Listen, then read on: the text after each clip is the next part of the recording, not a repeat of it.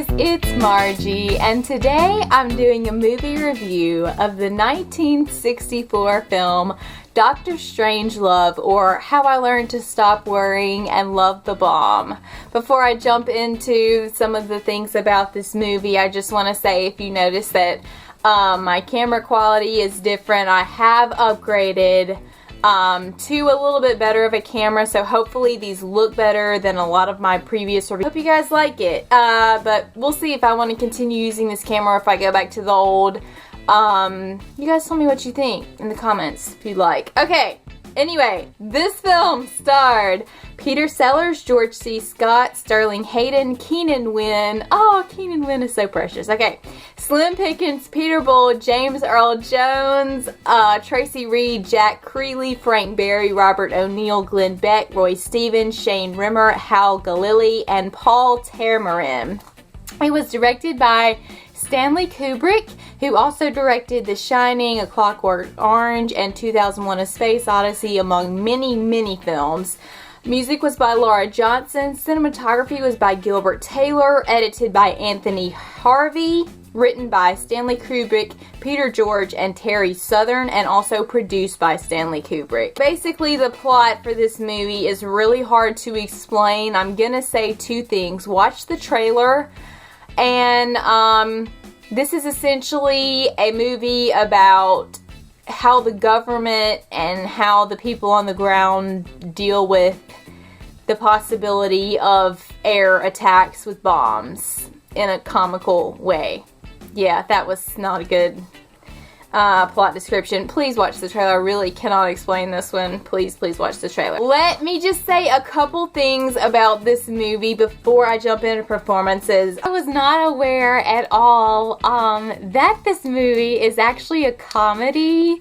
So I was expecting this to be like this really serious film. Of course, this film is very, very famous, well respected, I would say, is definitely one thing about this film, but it's just very, it's one that people talk about, and it's like a classic movie, so I thought, wow, this is going to be like really serious, intense about the war.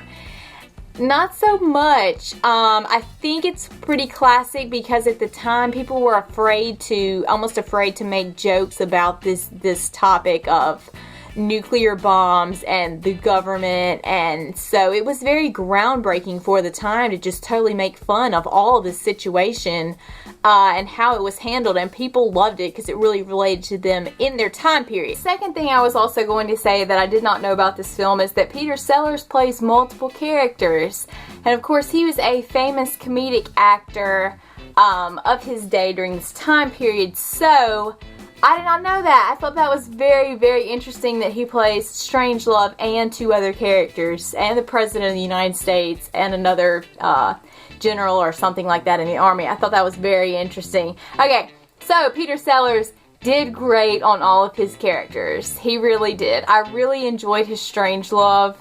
A lot of that was the writing, but I thought he made him really eccentric and wacky. I thought that he played the president very, I mean, it was kind of mocking, honestly, but that's sort of the whole purpose of the film, is just to make fun of the government and the time period and everything. So I thought Peter Sellers had a really, really good performance.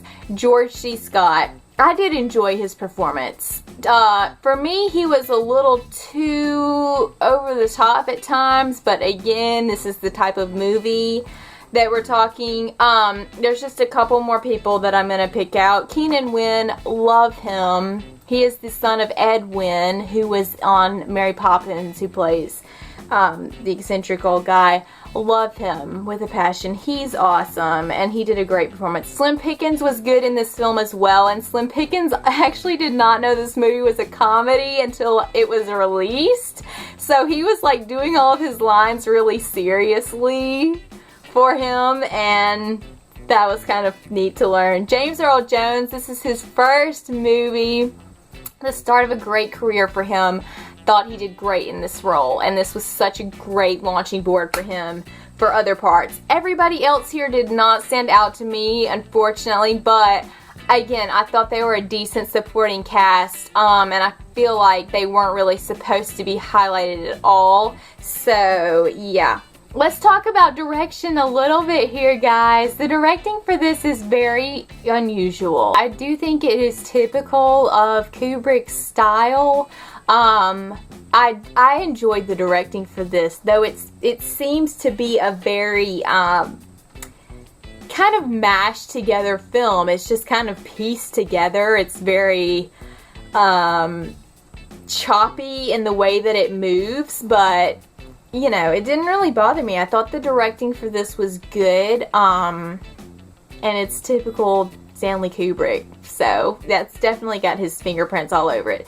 The music for this did not stand out at all to me until the ending, and then that was not, I'm pretty sure that was not an original song that was on the ending. It was just something that they'd found. So honestly, the music for me for this film was kind of lacking, because I feel like since it's such a good movie, or like such a well-known movie, it should have stood out to me, but it didn't at all. Cinematography for this was good. This film is in black and white though, because they didn't have the budget to make it in color. So I thought the cinematography was fine. The editing for me was not very good, honestly, because this film does drag. After you're about halfway into it, you're just like, my gosh, it's never gonna end.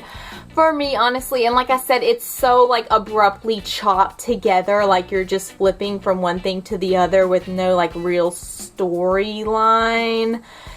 I mean, like you get no sense of like how much time has passed. Is all this stuff happening at one time? Like, I know it's all within a small time period, but honestly, I didn't really love the editing for this, guys. I'm just being honest. The writing for this is very strange.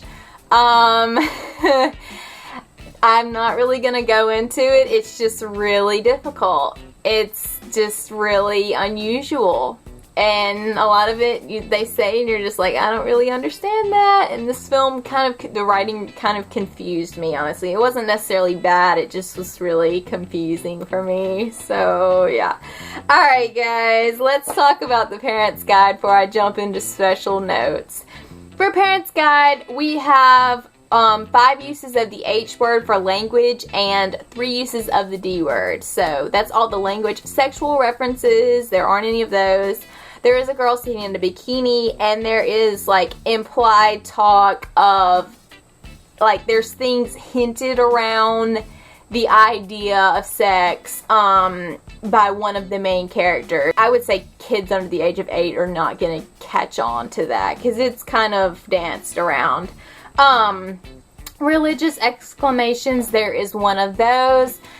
Drug or alcohol, there is smoking, a lot of smoking. There's not a whole lot of drinking that I can remember, if any. Violence and gore, there is intense moments of peril, and there's some like fighting, and a man does get shot.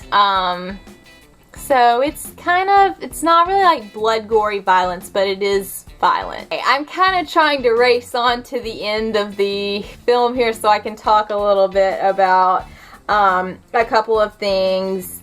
This film, to me, honestly, in the special notes, it did take forever. I thought it would never end. I was like, my gosh. Like I said, really, after you get past that halfway point, you're just like, end, what's gonna happen? You've been building all the suspense. Can we get there? For me. And now, at this point in the review, I'm going to say if you've not seen this movie, I'm going to put right around here where you need to skip to so you do not hear me spoil it for you. If you have seen this movie, stick around, go. If you're still watching this review, you've seen this movie, holy crap, the ending. Stress. Okay. What the crap was that ending? Like, what in the world? You're going along. The movie's going along. Apparently, the guys are like, woo, we're just gonna die. It's all good. The guys ride the plane into the ground with the bomb, and apparently, right as Dr. Strangelove's like, I can walk.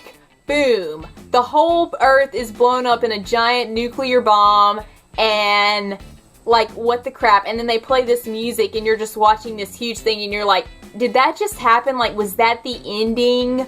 of like all this stress I've gone through to reach this ending, all this like I don't know if it's a 2-hour film, but it's like, oh my gosh, this thing's lasted forever, and this is what you give me?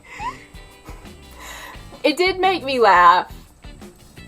There's 2 other film experiences I've had that compare to this movie. The first 30 minutes of Dances with Wolves, if you've not seen my review of that, you need to go check it out and find out what I'm talking about. And then Amour from 2012. Holy cow! I'm just like, oh my gosh, did that just happen? What is life? What is life? I don't know. Oh, this film was like, I liked it because it was funny, but at the same time, I'm like, oh my gosh, I've just stuck with you. I've hung with you in the trenches for the past, like, almost 2 hours, and then you do this, and I'm just like, what, Stanley? What?